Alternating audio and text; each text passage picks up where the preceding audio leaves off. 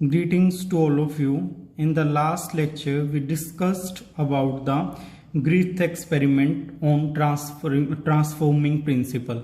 वहाँ हमने क्या डिस्कस किया कि एस स्ट्रेन वाले माइक्रो ऑर्गेनिज्म या जो बैक्टीरिया है उसके अंदर ऐसा कुछ था जो उसने आर स्ट्रेन के अंदर ट्रांसफर किया, तो आर स्ट्रेन कन्वर्ट हो गई थी एस स्ट्रेन में और माइस वहाँ पे मर गया था। तो वहां से कुछ कंफ्यूजन था कि डीएनए इज जेनेटिक मटेरियल और आरएनए इज जेनेटिक मटेरियल। सो उसके ऊपर कंक्लूजन निकाल के डीएनए को जेनेटिक मटेरियल प्रूव कर दिया गया। एस स्ट्रेन के अंदर जो डीएनएज है जब हमने डाला तो डीएनएज का मतलब है डीएनए को डिग्रेड कर देने वाला, वो सब्सटेंस जब डाला तो डीएनए ट्रांसफॉर्म नहीं हुआ या आर स्ट्रेन एस में कन्वर्ट नहीं हुई, तो वो प्रूव होता है कि डीएनए जेनेटिक मटेरियल। तो ऐसे ही एक और भी एक्सपेरिमेंट है जो हर्शे ने किया। सो हर्शे ने क्या किया, 1952 में उन्होंने वर्क किया वायरसेस के ऊपर जो वायरस बैक्टीरिया को इन्फेक्ट कर रहे हैं। आपने सुना होगा वायरस ह्यूमन को इन्फेक्ट करते हैं, एनिमल को करते हैं, प्लांट्स को करते हैं, बट एक टाइप का माइक्रो ऑर्गेनिज्म दूसरे टाइप के माइक्रो ऑर्गेनिज्म को भी इन्फेक्ट कर सकता है। सो वो वायरसेस जो बैक्टीरिया को इन्फेक्ट करते हैं उनको हम बैक्टीरियोफेजेस बोलते हैं। The bacteriophage attach to the bacteria, वो बैक्टीरिया से अटैच होता है और अपना मटेरियल जो जेनेटिक मटेरियल है उसको बैक्टीरियल सेल के अंदर ट्रांसफर कर देता है। और वायरस आपको पता है कि it is connective link between living and non living, bacteria is totally living. तो वायरस उसकी मशीनरी को यूज करता है अपने आप को रेप्लिकेट करवाने के लिए, तो उसका जो भी जेनेटिक मटेरियल है उसको रेप्लिकेट करवाने के लिए वो बैक्टीरिया की मशीनरी को यूज करता है। तो इसी प्रिंसिपल को उन्होंने यूज किया और क्या किया, उन्होंने देखा Hershey and Chase work to discover whether it was protein और DNA from the virus that entered the bacteria. तो जेनेटिक मटेरियल ट्रांसफर कर रहे हैं बट ये क्लियर नहीं था कि जेनेटिक मटेरियल डीएनए है या प्रोटीन है, या उनको दोबारा से प्रूव करना था कि डीएनए इज जेनेटिक मटेरियल है। तो उन्होंने उसके लिए क्या किया, उन्होंने उन वायरसेस को दो अलग अलग मीडियम के ऊपर ग्रो करवाया। मीडियम क्या है, उनको ग्रो करवाने का कि वो मीडियम से ही मटेरियल लेंगे और फिर अपने आप को डिवाइड करेंगे। तो उस मीडियम के अंदर जो भी सब्सटेंस होगा उसका टेकअप करेगा वायरस। तो एक मीडियम था which is radioactive sulphur containing और दूसरा था which is having phosphorus as radioactive substance. तो एक में रेडियो एक्टिव फॉस्फोरस डाला और एक में सल्फर डाला। फॉस्फोरस जो है वो आपका डीएनए के अंदर प्रेजेंट होता है और सल्फर जो है वो प्रोटीन के अंदर प्रेजेंट होता है। तो जो viruses phosphorus radio active medium के ऊपर ग्रो करेंगे उनका डीएनए रेडियो एक्टिव होगा, और जो सल्फर वाले के ऊपर ग्रो करेंगे उनका जो कोट है, आउटर कोट है या प्रोटीन है, वो किस चीज का बना हुआ होगा, वो आपका रेडियो एक्टिव सल्फर कंटेनिंग होगा। इन रेडियो एक्टिव बैक्टीरियोफेजेस को उन्होंने अलाउ किया कि वो इस्कर्शिया कोलाई बैक्टीरिया को इन्फेक्ट करे। तो वो उसको इन्फेक्ट करने के बाद क्या रिजल्ट आया, तो उन्होंने दोनों अलग अलग बैक्टीरियोफेजेस थे जिनसे एक सल्फर कंटेनिंग था, एक फॉस्फोरस कंटेनिंग था, उससे इस बैक्टीरिया को क्या करवा दिया, इन्फेक्ट कर दिया। ये बैक्टीरिया है ग्रीन कलर वाला, और जो पेंटागोनल शेप में है ये आपका बैक्टीरियोफेज है। तो यहाँ पे क्या हुआ, जेनेटिक मटेरियल दोनों ही प्रोसेसेस में क्या हो रहा है, ट्रांसफर हो रहा है। So this is the first stage that is known as infection. अब इसके अंदर एंटर करने के बाद क्या है, ब्लेंडिंग कर रहा है ये, तो अपने आप को रेप्लिकेट कर रहा है। यहाँ पे देख रहे हो आप जेनेटिक मटेरियल ज्यादा हो गया। तो यहाँ उन्होंने क्या देखा, no radioactive sulphur detected in the cell. Cell के अंदर कोई भी रेडियो एक्टिव सब्सटेंस नहीं है। Radioactive sulphur detected in supernatant, तो बाहर वाला मतलब इसके इन्फेक्शन के बाद जब इसको हम सेंट्रीफ्यूज करते हैं दोनों चीजें अलग हो जाती हैं। तो यहाँ पे क्या हुआ कि बैक्टीरिया के अंदर कोई रेडियो एक्टिव सब्सटेंस नहीं था, लेकिन बैक्टीरियोफेज की जो आउटर वाला कोट था इसके अंदर सल्फर था। तो इसका मतलब क्या होता है, जो बाहर वाली मेम्ब्रेन है वो प्रोटीन कोट ही होता है वायरसेस के अंदर, तो इस प्रोटीन के अंदर तो सल्फर था बट इसके अंदर कोई भी सल्फर नहीं था। अब ये वाली जो दूसरी केमिस्ट्री थी, रेडियो एक्टिव फॉस्फोरस वाला जो माइक्रो ऑर्गेनिज्म था, वायरस था, उसको जब इसी तरीके से सेंट्रीफ्यूज किया गया तो बैक्टीरिया के अंदर रेडियो एक्टिव फॉस्फोरस था बट बाहर वाले कोट में नहीं था।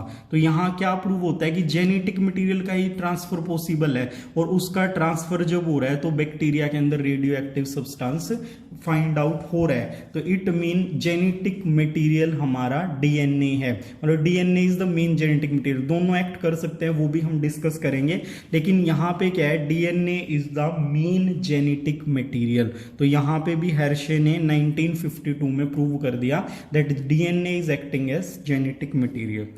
So let's move to our next topic, property of genetic material, DNA versus RNA। DNA RNA दोनों ही जेनेटिक मटेरियल हैं, बट इनकी प्रॉपर्टी क्या है, क्या डिफरेंस है इनके बीच में, वो हम देख लेते हैं। तो इनको हर्शे और चेसे के एक्सपेरिमेंट के बाद क्या, it become an establish fact that DNA that act as genetic material, genetic material के तौर पे डीएनए एक्ट कर रहा है। However it subsequently become clear that viruses, जो वायरसेस हैं उनके अंदर क्या है, डीएनए इज जेनेटिक मटेरियल, उनके अंदर डीएनए भी आरएनए इज जेनेटिक मटेरियल। तो कुछ वायरसेस है जैसे टोबैको मोजाइक है या बैक्टीरियोफाजिस है, उनके अंदर आरएनए भी जेनेटिक मटेरियल है, but DNA is the predominant genetic material. But DNA है जो मेन जेनेटिक मटेरियल के तौर पे काम कर रहा है। आरएनए क्या है, कहीं कहीं पे मतलब जेनेटिक मटेरियल है, ज्यादातर जगह पे मैसेंजर या अडेप्टर का काम कर रहा है। तो इन दोनों की जो प्रॉपर्टी को हम मतलब एक जेनेटिक मटेरियल जो है उसकी प्रॉपर्टी क्या होनी चाहिए वो हम यहाँ पे देख लेते हैं। It should be able to generate its replicate, मतलब अपने आप को डुप्लीकेट कर सके। डीएनए अपने आप को अपने आप ही रेप्लिकेट कर लेता है, वो डबल स्टैंडर्ड होता है, सेमी कंजर्वेटिव होता है। एक स्ट्रैंड होगा तो आप दूसरे स्ट्रैंड को ग्रो करवा सकते हो, बट आरएनए में ऐसा नहीं है। To produce a new RNA you need a DNA, DNA आपके पास होना चाहिए, तभी वहां पे आपकी बॉडी के अंदर आरएनए जनरेट होता है। It should B chemically and structurally stable, chemically और स्ट्रक्चरली दोनों तौर पे ये स्टेबल होना चाहिए। अगर स्टेबल नहीं है तो हमारे बॉडी के अंदर कोई ना कोई प्रॉब्लम आ जाएगी, क्योंकि everything is based on the genetic material.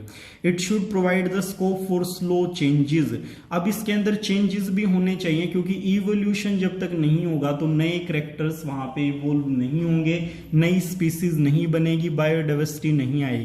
तो डीएनए के अंदर स्लो स्कोप है और आरएनए के अंदर आपका फास्ट स्कोप है। तो फास्ट जब होता है तो जल्दी म्यूटेशन होता है, और म्यूटेशन आपके 99% हार्मफुल होते हैं, mostly mutations are harmful. So RNA के अंदर म्यूटेशन जल्दी हो रही है तो इसलिए वो स्टेबल कम माना जाता है। It should be able to express itself in the form of Mendelian character. 5th chapter में हम पढ़ेंगे मेंडेलियन कैरेक्टर्स क्या होते हैं, आप 10th में भी पढ़ के आए होंगे कि उनके जो रूल्स है, मेंडल ने रूल दिए हैं इनहेरिटेंस के, उनको प्रूव करने वाला, या उनको मतलब उनके जैसे उन्होंने मेंडल ने बताया कि इस तरीके से मटेरियल ट्रांसफर होता है, उन रूल्स को वो फॉलो करता होना चाहिए।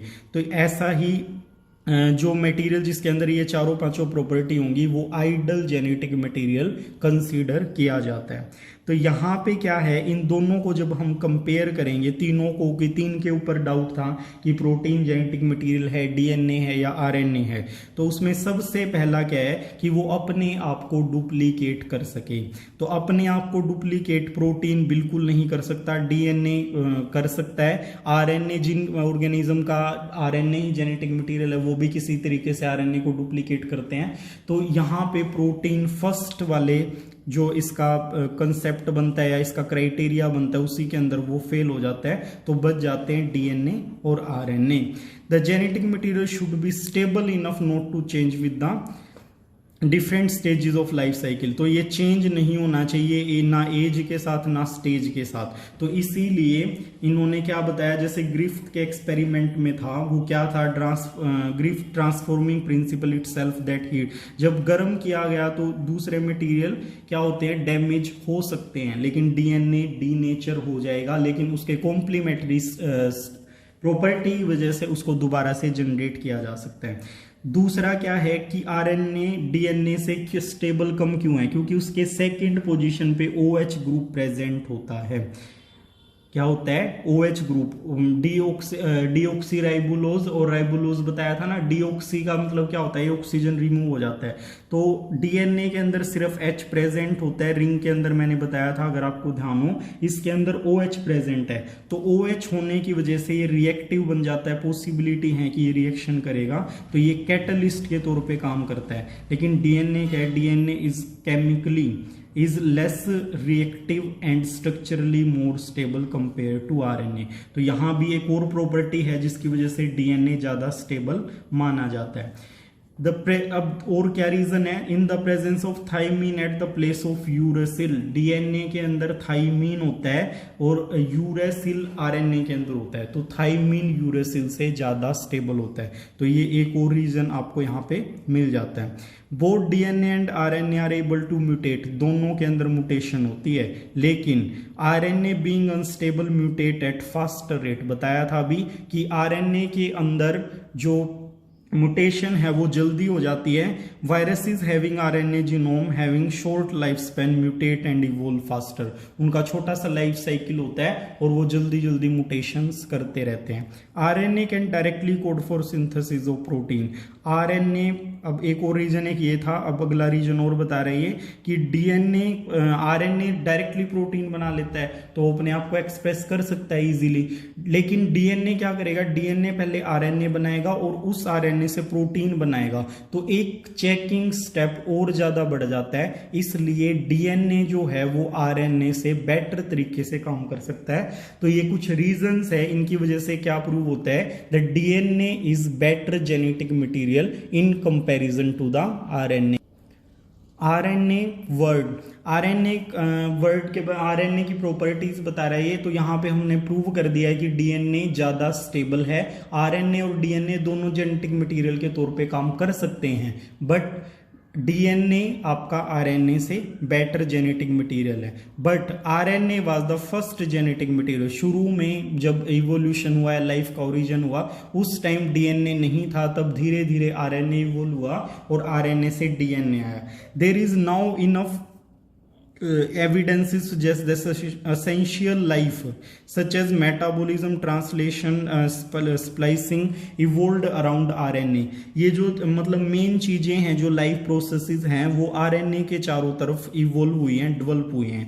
RNA use to be genetic material as well as catalyst, दोनों का काम करता था, रेट ऑफ रिएक्शन को बढ़ाने वाला कैटालिस्ट और जेनेटिक मटेरियल भी। Important biochemical reaction in every system are catalysed by RNA catalyst, ये इसको कैटलाइज करता था, and not by the protein enzyme. Protein enzyme इसमें रोल प्ले नहीं करते थे, but RNA being catalyst was reactive hence unstable, ये रिएक्टिव है और अनस्टेबल है, इसीलिए क्या हुआ, डीएनए का इवोल्यूशन हुआ। DNA has evolved with chemical modification that make it more stable, DNA being double standard, क्योंकि ये डबल स्टैंडर्ड है इसलिए भी ज्यादा आपका स्टेबल है, and having complementary strand further resist change by evolving a process repair. तो ये रिपेयरिंग की प्रोसेस भी इसमें इजी है, क्योंकि इसके अंदर कॉम्प्लीमेंट्री स्ट्रैंड होते हैं, एक स्ट्रैंड आपके पास है तो दूसरा स्ट्रैंड आपको